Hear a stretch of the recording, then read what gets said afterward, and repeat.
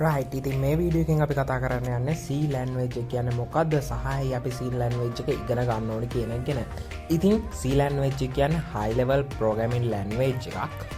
ඒ වගේම සාමාන්‍ය C language එක පාවිච්චි කරන්නේ general purpose program හදන්න. ඒ වගේම මේක ඉගෙන ගන්න ගොඩක්ම පහසු language එකක්. ඉතින් ඇයි අපි C language එක ඉගෙන ගන්න ඕනේ? why C. ඉතින් C language එක කියන්නේ ගොඩක්ම ලේසියෙන් ඉගෙන ගන්න පුළුවන් language එකක් කියලා මම කලින්ම කිව්වා. ඉතින් අපි C language එක ඉගෙන ගත්තට පස්සේ අපිට ගොඩක්ම ලේසියෙන් අනිත් languages ඉගෙන ගැනීමට හැකියාව ලැබෙනවා. ඒ නිසායි අපි C ඉගෙන ගන්න ඕනේ. ඉතින් what is and why C කියන එක අපි දැන් දන්නවා. එහෙනම් අපි ඊළඟ වීඩියෝ එකේ නම් පටන් ගමු C language එක හරියටම සිංහලෙන් ඉගෙන ගන්න. හරියටම C ඉගෙන ගන්න මගේ YouTube channel එක subscribe කරලා දැම්ම සෙට් වෙන්න.